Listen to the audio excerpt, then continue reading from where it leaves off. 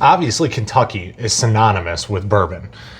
However, there's another state that has been kind of making some waves recently, having its own little whiskey renaissance. There's a number of distillers in the state of Michigan that have been putting out some exceptional products as of late, the last really 3-4 years, whether it's sourced and then blended or maybe distilled in-house and it's taken a few years for those stocks to age. But there is one distillery in particular that has been putting out some truly exceptional bourbons. We're going to take a look at one. Roll that intro.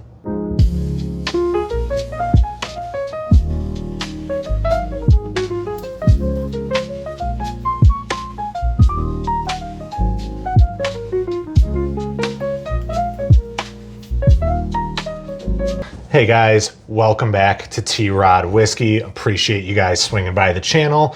While you're here, feel free to smash that subscribe button, hit the like, drop a comment down below, if you're into that sort of thing. I don't want to tell anybody how to live their life. Michigan as a whole has some unique things that make it actually very opportunistic for people to make distilled spirits. Mainly our access to fresh water.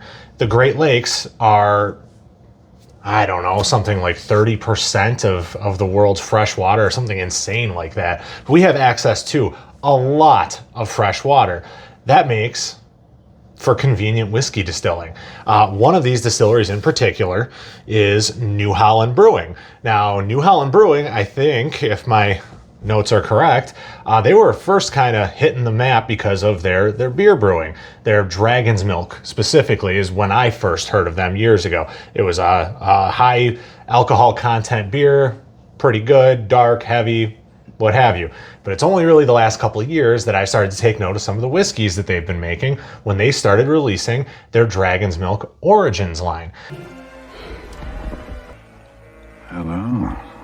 Now, I didn't pay a ton of attention when the 95 proof small batch hit the shelves, but when we started seeing things on my end of the state, because I live in southeast Michigan, they're out of Holland, which is southwest Michigan, as soon as some of these single barrels and the bonded and some of the barrel finishes started moving my way, that's when I started to take notice. I especially took notice when the Bourbon Junkies started talking about how amazing these single barrels are. Well, at that point, I had already bought a single barrel, but that just kind of reaffirmed what I was thinking.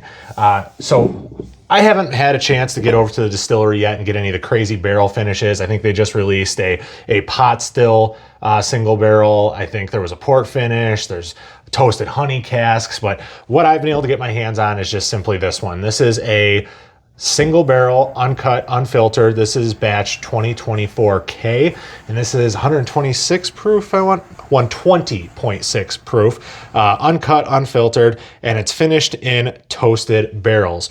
So I'm just going to read the back label here. Long ago, the phrase HC Savant Dracones was used to denote mysterious and uncharted territories. The ominous warning kept many wary travelers at bay.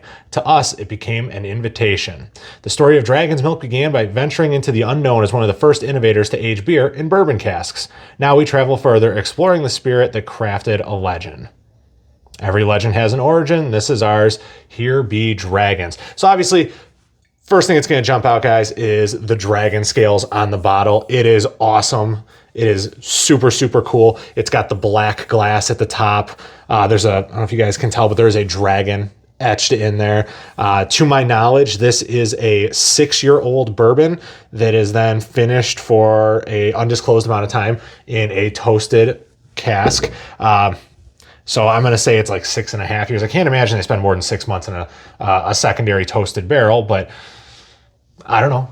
Maybe they do. Maybe that's where the unique flavor comes from. Now, if you guys watched my Bottled and Bond series, and based on the view counts at this point, not many of you have, the Dragon's Milk Bonded actually won our Bottled and Bond challenge for the beginning of March.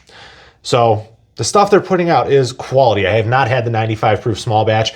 I did, however, have their Origins 10-year-old, which was truly exceptional, and I would really, really, really love to get my hands on one of those bottles. So if you or anybody you know is trying to offload one, slide into those DMs, guys, because I'm your Huckleberry. I'd love to get my hands on one of those. But let's get to what you guys are all here for. Tasting notes, right? A review. See how this thing stacks up. So Got our freshly cleaned Copita. And this is not my first pour out of this. This has been open for a couple weeks now, so should be nice and oxygenated.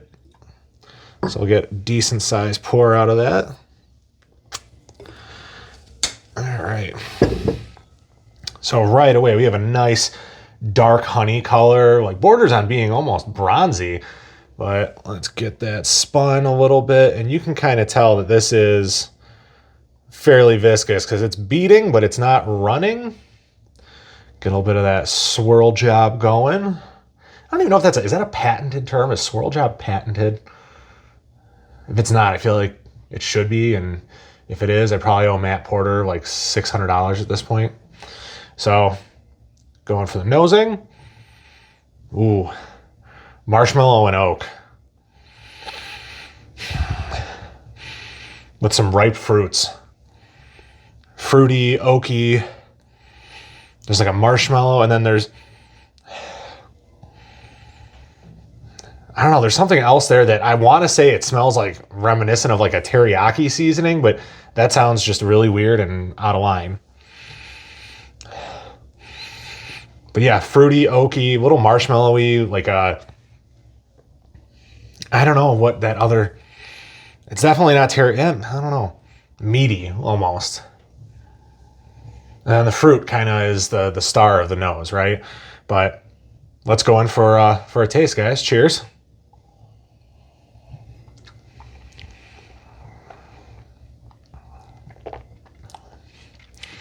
Okay, so one of the things that I really noticed about the Bonded, and I enjoy about this, is the fruit forwardness on this palate.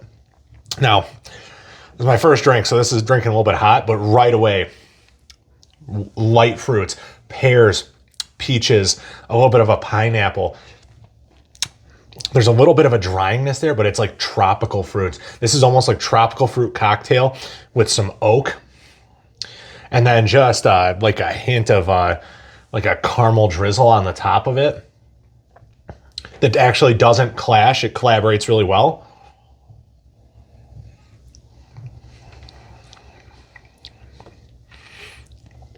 It's strange. So the front is that vanilla caramel note, and then the mid palate and the back of the palate, that's your tropical fruits.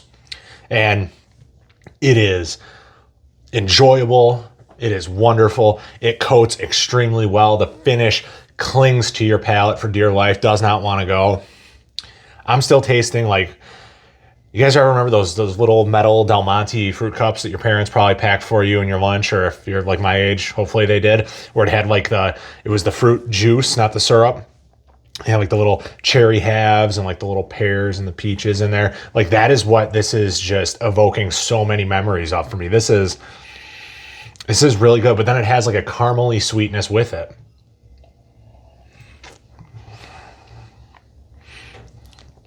I might have to be getting a backup of this because this is really good. And then the finish is just white fruits, ripe pear with like a little bit of peach. And like the sides, the finish on the side palates, just like a wee bit of like a vanilla bean kind of flavor, or vanilla bean. I don't know. This is my first drink of whiskey all day, and it's really good. I like this a lot, and the price tag on these guys it's fairly reasonable. I think these retail for around $80. I think I have seen them on the secondary for around 150, which I don't know if I'd pay 150, maybe 120 if you really wanted to try it. Now, some of the finishing casks, the toasted honey cask, I have heard is out of this world phenomenal, and I've seen it go for $250 to $300 in the secondary. I haven't tried it, but if you're someone who really likes honey finishes, maybe it's worth it to you. I don't know. This is really good.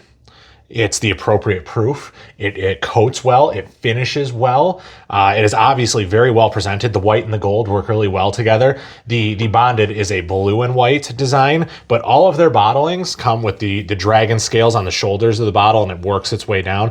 And I really like that it starts black at the top, and you kind of work your way down to the transparency, and you can kind of see it. Very reminiscent of the same type of glass technique that like New Riff uses on their bottles. But you can kind of see it starting to now just like bead up and run a little bit. So it's very viscous. It coats really well.